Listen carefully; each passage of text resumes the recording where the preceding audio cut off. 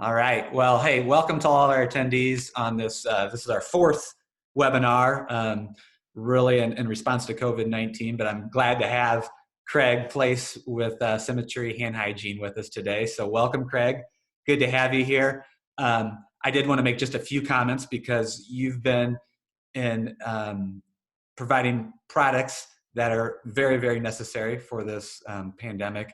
And I will say it's been a crazy ride for you, I'm sure, right?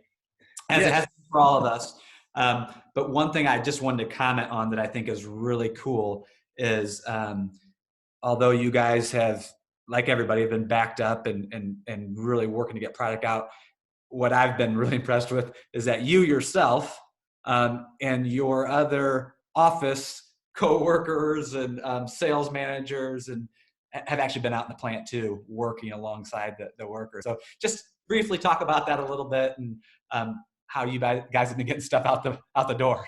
Yeah. So it really speaks volumes to the type of company that I'm working for, and I couldn't be happier with what I'm seeing. Just to give you guys an idea, we started as soon as you started seeing things in the news for COVID over in China. Our Symmetry Hand Hygiene team started meeting once or twice a week to go over updates, what we're predicting, what we were seeing, and what we needed to do to make sure that we were better prepared for whenever it inevitably came over here. People were still, even at times when people were telling us on the news, they think they'll have it isolated. They don't think it's going to get out of China. We were sitting there going, we're getting over, 20,000 people from China a day on airplanes. And if the incubation period is, 2 to 14 days, we know that there's a good chance that it's going to get over here. They eventually changed that from it's not going to it's not a matter of if, but when. And by then we had already started to put steps in place for knowing what was coming. We started to build up stock. We started to figure out different creative ways for us to be able to increase our capacity when it comes to production. And then when it finally hit, whenever it started to get crazy over here, we still didn't have enough. We still hadn't prepared enough. We knew what we needed to get done, and we were prepared in that instance. But as far as being able to get product available, when you get a year's worth of purchases from your dealers in a month, it's very difficult to be able to get that out to everybody. So the amazing part is our company as a whole, and I'm not just talking the Symmetry team, which there's 9 of us. I'm talking accounting, I'm talking quality control, I'm talking the CFO at one time was out in the plant on the lines, making certain that we were getting product ran. So even on the weekends, we were hopping in. I spent 4 or 5 weekends in a row here at the plant, making sure that because we added extra lines, but it's easy to add extra lines. It's harder to add extra people. So we were able to, circumvent that situation with amazing volunteers. And to have a company that you have everybody from the CFO to accounting to sales reps and directors coming in on a weekend to volunteer their time to be able to do that really speaks volumes, because it shows that we care more about making sure that the end users have what they need and doing whatever we can to get it out faster. So it's been a wild ride, to say the least. And we've been able to do some creative things to increase our capacity even more. So those weekends have slowed down. The evenings have slowed down a little bit. So we're not, out there as much, but you still have people volunteering, still have people asking when the next time we need help is. It's been a wild ride to really show the true character of the people that work here. And it's been a wonderful vision to see come true. Well, I appreciate it. I think that I just wanted to share that as we got started, because I think I've seen that where I talked to a lot of other friends in the industry that are really struggling with hand hygiene products, and we haven't ever had too much, but I will say we haven't run out. So thank you for all the work that you guys have done. I appreciate it. Let's go ahead and let you get going with the presentation and really talk about the why of hand hygiene. But I really do appreciate you being on with us, buddy. Absolutely. Yeah. And I'll try to keep this. I told him I want to try to keep this between 30 and 35 minutes. I know that you guys have a lot to do just like we do. So he brought me on because Clint understands the importance of hand hygiene. I really kind of want to dive into what we believe it takes to have a true hand hygiene program, knowing that after this situation, once everything starts opening up, the culture has changed when it comes to not just hand hygiene, but the cleanliness overall and our social interactions and what we have available to the public to make sure that they are as safe and as healthy as possible. So, just to give a very quick update, I know you guys have had COVID-19 beat over your head for the past couple months. If you guys are dealing with anything like me, you know just as much as I do. But to give you some updates, we have about 3.1 million people that have been infected. Now that's just recorded, right? But been infected in the world, and in Illinois alone, we have 48,000. So obviously, that's a lot of people in just a short month and a half, 2 month period. Illinois is doing some different things now. I'm currently in St. Louis. I live in Illinois, so I have to adhere to these rules. But it's very interesting to be on that line. Like I said earlier, that I am going to Missouri where they're opening things up, and Illinois is actually extending their stay at home. So from now through the end of May, they're still implementing that stay at home policy. The thing that they've upped, though, is they're now requiring people to wear masks anywhere in public areas that they're not able to adhere to the 6-foot social distancing law. The nice thing is, though, is they are starting to open up parks and other outdoor recreation areas on a restricted basis. So as stir crazy as we're getting, and I'm sure the guy Clint knows, he's got plenty of kids, how crazy people get being in the same house in that tiny area for so long. This will be nice because you'll be able to get out, burn off some energy, and just be able to enjoy nature a little bit. The big one that actually Clint helped me find earlier today is the one below. It shows that during the social distancing requirements, during this opening, when they finally start to open up different facilities in essential and non-essential areas, they're requiring essentially hand hygiene products and hand sanitizer to be available for workers and public. So it's something that we're going to have to get used to, and I know that it's going to start changing procedures and product availability for everybody. So it's something that the culture, like I said, the culture's been changing, and the culture will be forever changed after this is all said and done. But we're definitely here to help out with that. So why hand hygiene? Once again, why is it that we focus on this, and why is it that Clint decided we needed to have one webinar for this specifically? When you go onto the CDC, and everybody right now is trying to adhere to what the CDC guidelines are for this pandemic. If you go onto their website and you click, how to protect yourself and others for COVID, the first thing is you need to know how it spreads, right? We need to make sure that we understand the way that it spreads. But if you look at the very first thing when it talks about what everyone should do to help prevent, it's wash your hands often. They want to make sure that you're washing your hands with soap and water for at least 20 seconds after you've been anywhere in a public place, or after blowing your nose, coughing, or sneezing, right? They want to make sure that you're getting rid of those germs off your hands. However, they know that soap and water is not always plausible. So if you don't have that, then you need to be utilizing a hand sanitizer. They say that the hand sanitizer needs to contain at least 60% of alcohol. And if you guys have questions on that, please feel free to talk to Clint. I know that we've had non-alcohol in those areas in schools and some long-term care facilities. The reason that the CDC, I'll answer this right now. The reason that the CDC was saying that they want you to utilize something with at least 60% alcohol by volume is it's the easy shotgun approach for them. So when you're working at the CDC and you've got to decide, okay, if we're going to give somebody a path outside of soap and sanitizer to be able to help clean their hands, we have to make sure that it works across the board. So they know that if it has 60% alcohol, they don't care what else is in that product.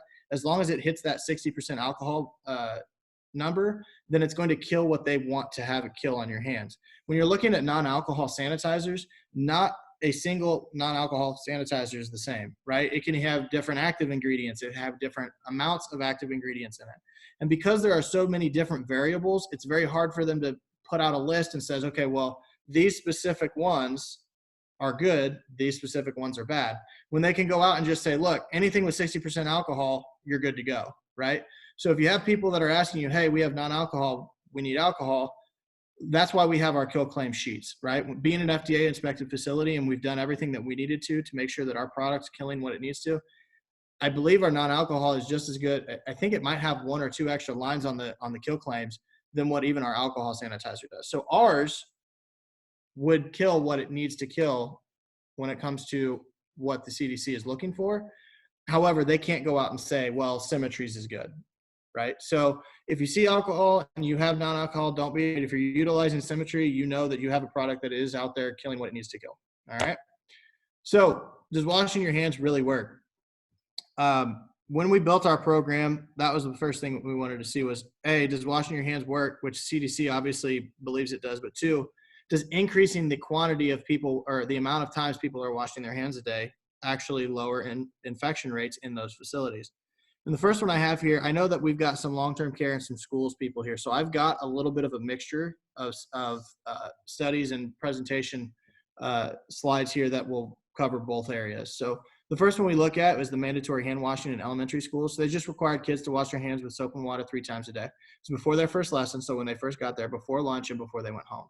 And when they required the kids to do that, what they found was a 20% reduction in respiratory illness and 49% reduction in gastrointestinal. So you can see that in a school district, if you're able to get kids to wash their hands at least 3 times a day during those key moments, and obviously or after they go to the restroom, if you can get them to do that, you'll see a great decrease in illness, and that's in respiratory and gastrointestinal. If you go into long-term care, there was a study done that what they did in the long-term care facility was increase product availability, so make product more easily accessible for both healthcare personnel and residents. Then they increased education for the healthcare personnel and increased education for residents. So they basically put out news blasts. They talked with the residents and the healthcare personnel and made sure that they understood what they were supposed to do and why they needed to do it. And they found a 45% reduction in lower respiratory tract infections, 17% reduction in skin and soft tissue infections. So you can see that just by washing their hands and increasing the amount of times and availability of that product to wash their hands and clean their hands, they were able to greatly reduce the infection rate in both schools and long-term care facilities. So knowing that it works, what can we do, right? What can we do to help increase the amount of product that's used? With this culture being changed and to making sure that there's a heightened look at how people are doing hand hygiene, what are we able to provide and implement to be able to make sure that the people in our facilities are being as clean as possible? So we believe there are 3 things that you need to look at. You need to provide effective hand washing solutions and a reliable delivery system. You need to educate on proper procedures. So that'll be education and awareness. You'll hear me say that a little bit. And then we need to create that awareness as well. So the first thing that you need to do to talk about number 1 with providing effective hand washing solutions is make sure that people want the product, right? If I have a product that is gross, sticky on my hands, if it burns my hands, if it dries me out really fast, if I have a product that I just genuinely don't like, the likelihood of me actually utilizing it is going to go way down. So through clinical evaluation, Symmetry, we have consistently proven that we're the preferred choice. So we go in and make sure people want to use the product first. Because if they don't want it, then there's no reason for anyone to switch the product out. So as you can see, we have multiple different, I'm sorry? I'm just going to jump in real quick Yeah. because what you're talking about now is certainly in healthcare. We talk a lot about this with people liking it because they're practicing hygiene so much during the day that they have something that's not a real good product. Exactly. Your hands get dried out, that kind of thing. I think of a lot of our schools, as they see this, it might not be registering. So I just want to throw that in there just so they understand. Yeah, no, that's great. And it's actually really good to talk about with schools too right now, because once again, the more that we talk about the hand hygiene culture changing in school districts, the more people are going to be utilizing the product. So when you utilize products in those gallon jugs, that's the gel that is sticky, that it dries my hands out, cracks me, the more I use it, the less I'm going to want to, right? So what we want to do is provide them that positive feel so that they continue to work on those hand hygiene habits and increase the amount that they use. So even though it was most important in long-term care facilities and hospitals and healthcare areas where people are using it 200 times a day, it's going to get to that point when it comes to school districts now as well. So to give you an idea, obviously we care about our product and how it feels for people and what they believe, what they prefer. And this was just one of many challenges that we did. And we go in and have people try the product and take a survey and tell us which one they prefer. With this one, there were 14 hospitals, almost 1,400 people took it, and you can see that they preferred Symmetry on these 6 key tenets here, making sure that out of everything here, they truly believe that the product was that much better. When you have 1,308 people choose Symmetry, and 44 choose Purell, which is the largest competitor out there, right? That really is mind blowing. And the more that you guys work in schools to implement products, the more you're going to want to have a product that people actually genuinely want to use. Because the last thing you want to do, and I know this is the way in schools, is they're telling you that you're going to need to increase the amount of sanitizer and soap available to people, but they're not going to give you any more funding to be able to do so, right? Funding is still going to be cut. They're still going to try to find ways to slash budgets. So if we can get you a product that people like to use, they're going to actually utilize that product. You're not wasting money by putting bags up on the wall and then nobody ever using it, right? The last thing I want you to do is put a dispenser up on the wall, put bags up, and then 3 years later have to throw that product away, because you're literally throwing your money away, and we don't want that to happen. So you have the product, first of all, that people have to like to use, but then you need it in a reliable delivery system. So having a dispenser that is durable, easily repaired, and will work 100% of the time is extremely important, right? And when we talk about that, the biggest reason I bring that up is I've had a lot of people come to me lately and talk about battery operated dispensers, or what people call touch-free dispensers, right?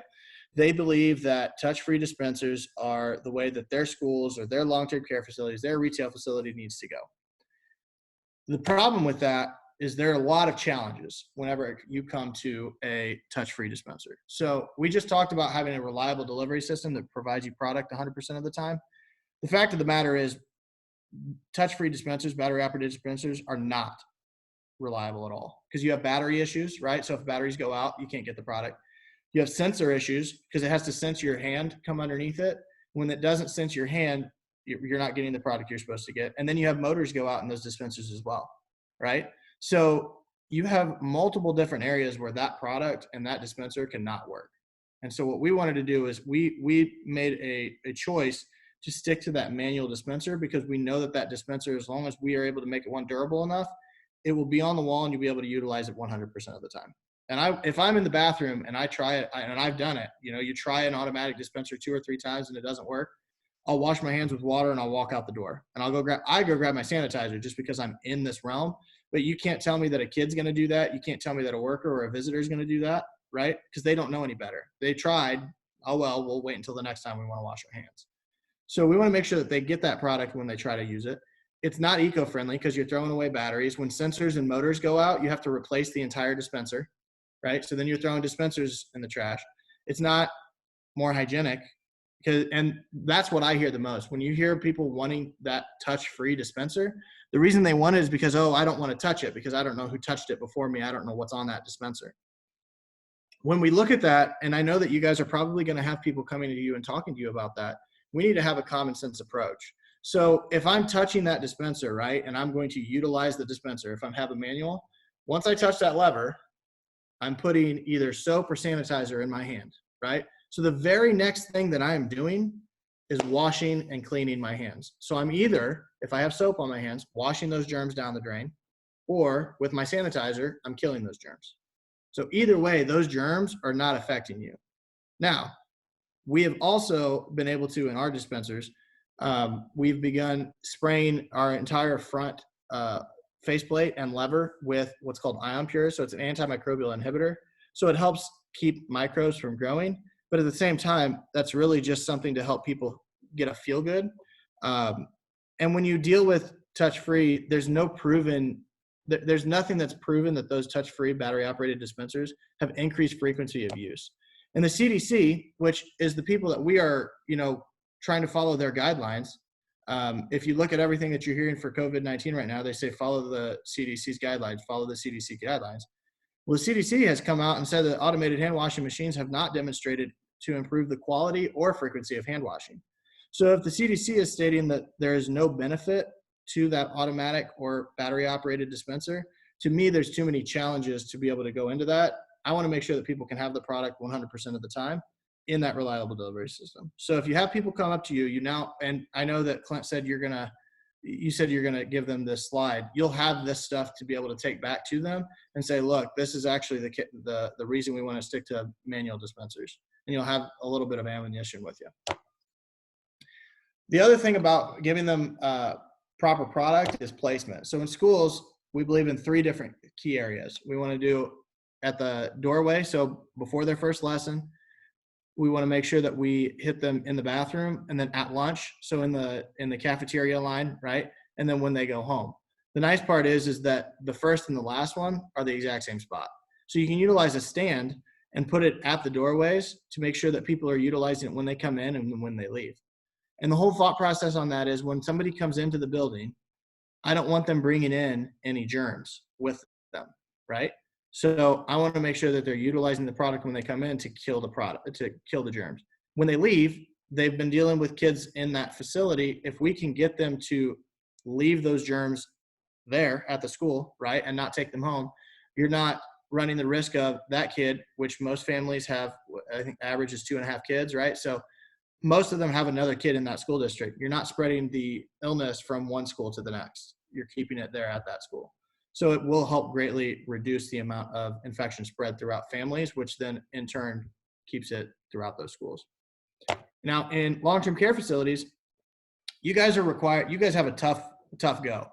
You're required to have product readily available for healthcare professionals and residents, but at the same time, it has to not look institutionalized. It has to have that at-home feel. That makes it really hard for long-term care facilities to have product where they need to have it.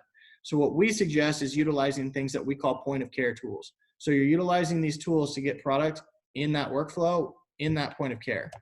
And you can see here a couple of different ways that you guys would be able to utilize them in your facilities that still gives it that at-home feel, but also has that product readily available for people. So you can see here a lot of different options for med carts in the cafeteria, even on the buses. We have a lot of people utilize those there. And then in the cafeteria, you have a pump bottle on every desk.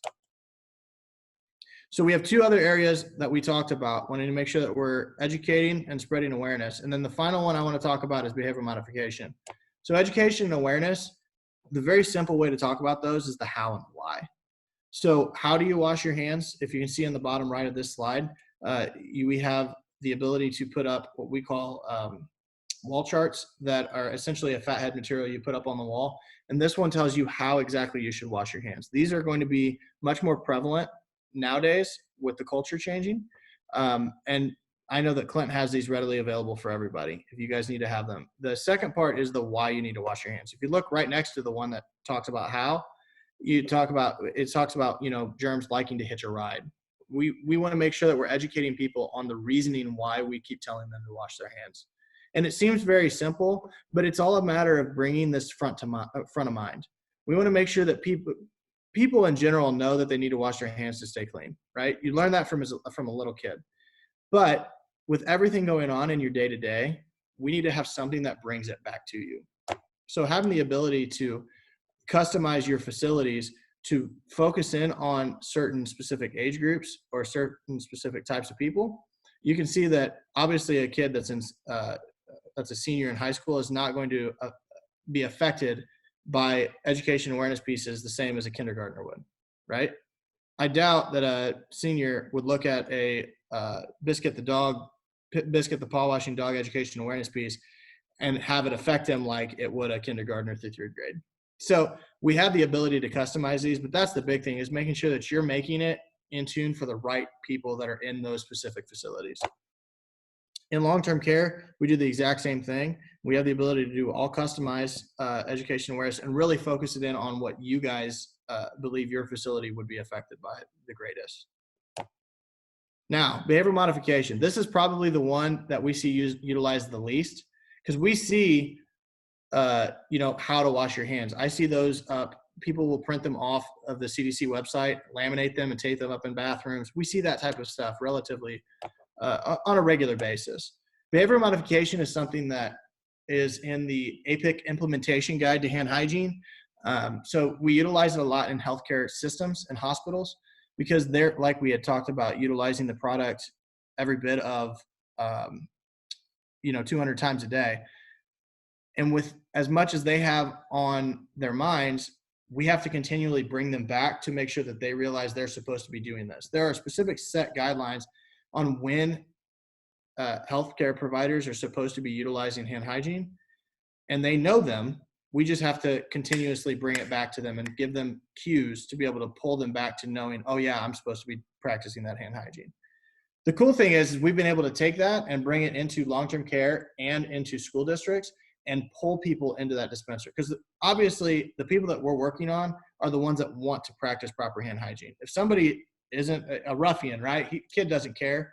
He's going to do what he wants. We're trying to work on those people that actually do care about everyone else around them and themselves and are wanting to do the right thing. So by utilizing behavioral modification, we're essentially taking behavioral science and driving hand hygiene compliance. So picking up on social cues, tugging on what we call heartstrings to be able to guide people to the dispenser without them realizing what we're doing. It's that what we like to call the silent tap on the shoulder, right? Driving those people, oh, I need to be doing that. So keying on things like responsibility, benevolence, making sure, emotion, direction, right? And if you look here, we have a couple of different placards that we would put on dispensers. The mirror is probably my favorite. We call it the accountability mirror. It has that Hawthorne effect because when you see eyes, you are much more likely to do what you're supposed to without even realizing that you're doing it. There was a study done in a grocery store where they put a mirror in front of a cart, and all of their carts had a mirror that was facing the person that was pushing it. And what they found was if junk food, so cookies and all that, was up here and produce was down here, it did a complete flip-flop when they put those mirrors in. Why? It wasn't like anybody was sitting there telling them you need to buy produce, you need to quit grabbing that family-sized double-stuffed Oreo. What was happening was people were looking down at that mirror, seeing themselves and going, I probably don't need this bag of Nutter Butters. I probably should go and grab apples and oranges instead.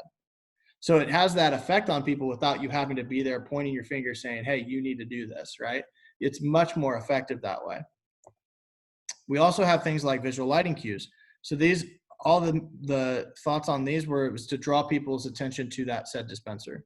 So when it flashes in the dispenser and it lights up that bag on the inside, it's like if you guys are driving along the road and you see lightning to the right of you, you're going to turn and look instinctively, right? We had that same thought. And then AGIC, which is the American Journal for Infection Control, once again, another healthcare journal, what they did was there was a study done and they published it that a couple of nurses went and bought flashing lights from like a Home Depot and then put them on top of a dispenser in their lobby. And what they found was compliance increased by almost 50%. So you can see by putting something as simple as a light, they're driving people to that dispenser and having them utilize it more. And that's the goal of hand hygiene, right? It's the one area where we want people to use more because it will create an overall healthier facility. And to prove that these things work, because once again, you guys don't know me. I want to make sure that you guys understand that we're taking emotion out of things and selling facts. We had a hospital put up dispensers that tabulated actuations. It didn't follow people around, but all it did was on that specific dispenser, it would tabulate how many times it had been pushed. And if you look at these, let's look at the top one, right? So we had a dispenser up that had nothing on it. It was just the dispenser. And in a hospital, in a wing, it had, on average, over 3 periods, about 4,400 pushes per period, right? And each period was a week. So per day, it was about 640 pushes. All we did was put up a mirror. And the crazy thing is that it went up to 15,000. So it tripled the amount of uses. And all we had to do was put a mirror on it. So if it's working like that in a hospital, it's got to work like that elsewhere. It will work like that in your school, and it will work like that in your long-term care facility. And as you can see, people get used to seeing the same thing. So you can see it slowly start to drop, right? Well, this is where variation comes into play. Once you switch that placard, and we switched it to a yield sign, it jacked it back, it spiked back up, and they had a total of 13,000. So you almost tripled both weeks that we had those up compared to what it was before those placards were in place. So it shows that these behavioral modification procedures are actually working, and we want to utilize those in all facilities now. So before I jump in, because I think that's right at 30 minutes. Man, that's awesome. So in conclusion, the biggest thing that we want to make sure that you guys utilize is those 3 key moments. I understand that you guys already know how important hand hygiene is. I also understand that you guys have had Clint probably coming and talking with you guys about a lot of this already. But these are the three big things that I want you guys to make sure that you take away from it. In order for you guys to be able to help increase that hand hygiene awareness and making sure that we're able to increase the ability for people to wash their hands or clean their hands, we need to make sure that we provide that effective hand washing solution and put it in strategic locations, making sure that it is where it needs to be, whether it's in high touch areas or areas where we can get a lot of people all at once. We want to educate people on those proper procedures. So we want to make sure that we're focusing in on education and awareness. And if you guys have, according to Clint, a lot of you guys have Symmetry already. These are things that are available to you right now. And I want you guys to know that I've seen a lot of school districts and a lot of long-term care facilities that are having the top people come down and say, what are you doing to help make us safer? Or to at least give us that image of that we're doing something, right? To make it safer and make it healthier for people. This is a great way to do it. If you start utilizing the signage and start utilizing those education awareness and behavior modification placards, what you guys are going to see is that everyone's going to see these professional pieces and go, okay, they're putting in that effort and going above and beyond to make sure that we are healthier. And then in turn, you're going to get that because of the behavioral modification and the drawing towards that dispenser. You're going to have people utilizing the product more, which will in turn follow the bouncing ball, give you a greater, a healthier facility. Yeah. So. Yeah. Hey, that's great. I appreciate you kind of running through the whole program. Because ultimately that's what we want for you guys as customers is to really know what tools you have available to you, but what can make your program better for the public, the students, patients, whoever it is. So thank you. I appreciate you running through that. We do have a few questions here. I don't know if you see them, but we have one of our customers asking, are there posters available for more industrial manufacturing type environment? Do you guys have anything? So I just pulled that up. Okay. We don't have any as far as stock goes for that. We do have some for retail areas. However, we also are very willing to work with you guys if there's something specific that you have in mind to create custom ones for your facility. And they're all manufactured here in St. Louis. So it's pretty easy for us if you give us an idea about what you're wanting to do. And I'll make sure, I know Evan's on here. I'll make sure that Evan works with Clint and you, and we'll make sure that we can get you whatever you need. But we're extremely easy to work with when it comes to that type of stuff. You guys are. You've done a great job with that. Just another question. I think it's probably a no-brainer one, but we can discuss during COVID-19, how important is hand hygiene? Obviously, it's the utmost importance, right? I mean, if we're talking about COVID and how it spreads, a lot of times what's happening is it's in the droplets, right? So when people sneeze or cough, it's landing on tables, it's landing on handrails, or we're sneezing into our hands and we're touching things, and COVID's sitting there, and then you're touching those areas in public. And if you take your hands and put them to your mouth, now you are starting to transmit that to yourself. By utilizing hand hygiene, you get those germs away from your body and you're keeping them from your face.